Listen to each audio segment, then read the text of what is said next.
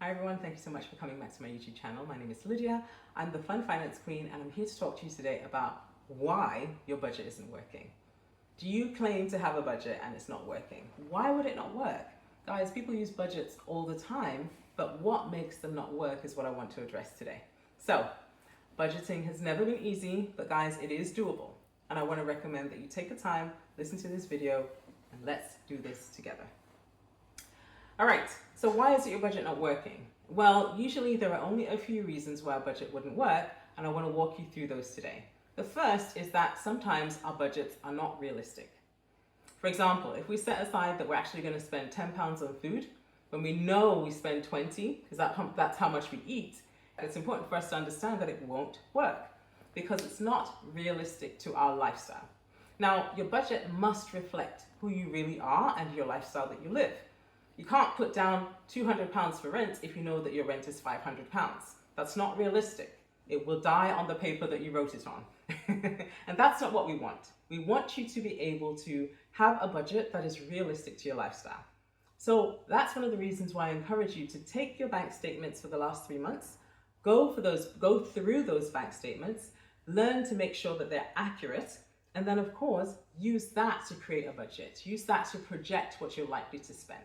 There's nothing unrealistic about a budget that you've already used based on what you see on your bank account. So take those bank statements, look at them, and make sure that what you put down in your budget is what you realistically spend.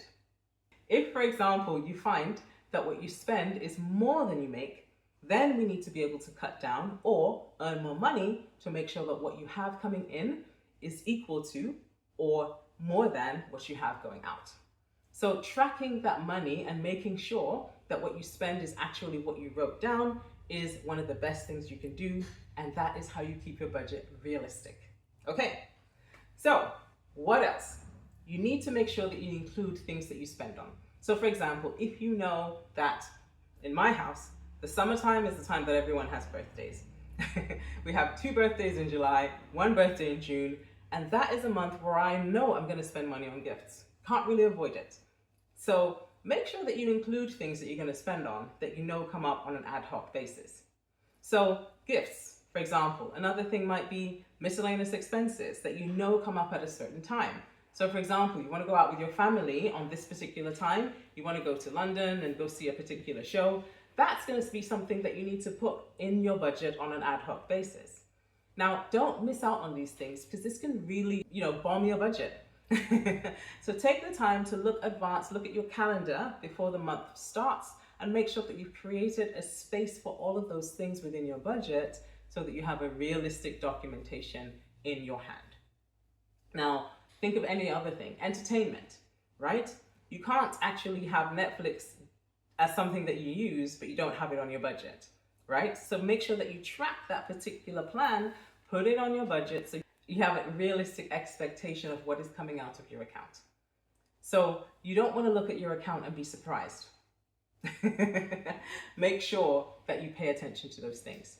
Now, if you're living in a situation where you spend a lot of time in your overdraft, if your money is if your account is overdrawn on a regular basis, you need to make sure that if your bank is charging you those fees, you actually budget for those fees. We don't want to, but it's something that we need to do for our budget to be realistic. Okay, so track the things that are kind of outside of your norm, outside of the bills, outside of, electricity, outside of water, outside of those costs that you have to spend. Track the things that you don't want to track, things that you don't want to pay attention to, but are still there. Okay, this helps your budget to be as realistic as possible. Now, another reason why our budgets don't work is because they're too complicated. If you have a budget that is 45 lines long and you have to track every single thing, it's very easy for us to forget things. It's also something that can just be annoying to actually have to document.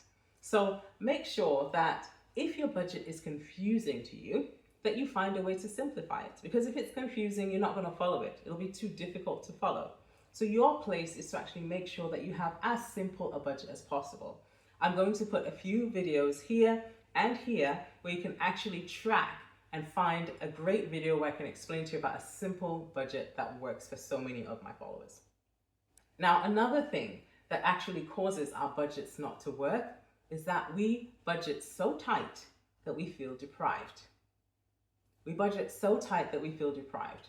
Now think about it. If you go on a diet, yes, and you start to lose weight, but you're only drinking water, what happens after a while? After a while, you're actually going to want to eat.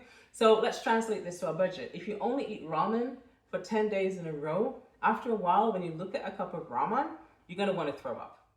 So take your time and make sure that you set aside things in your budget that allow you to not feel deprived.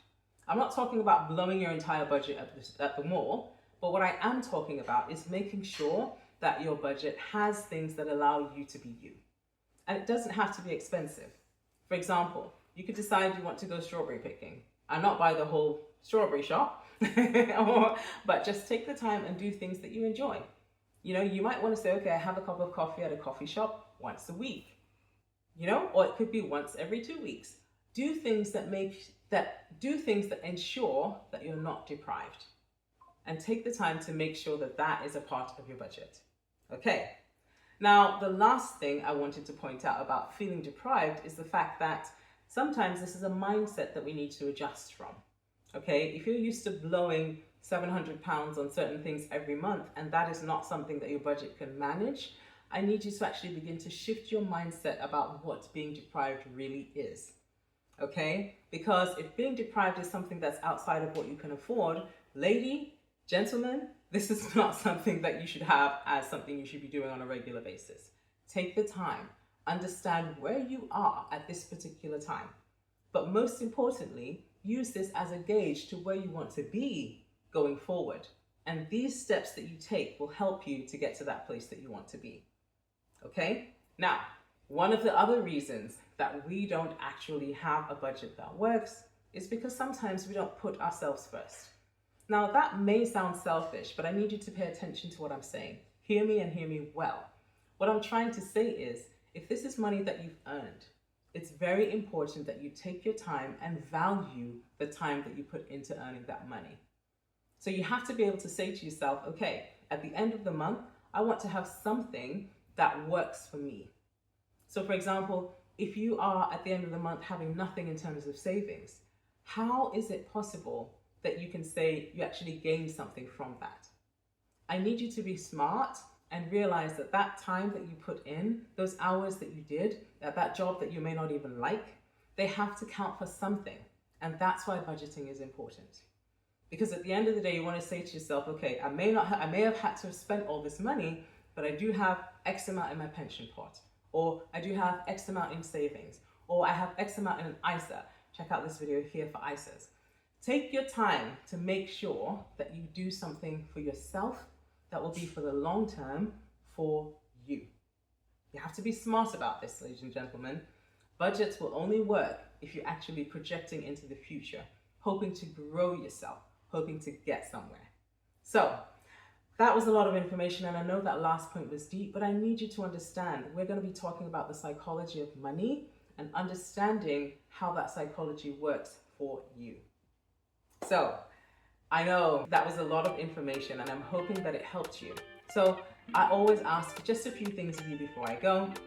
Like this video, subscribe to my channel, share this video with someone who you think can benefit from this, and of course, I'll see you on the next one.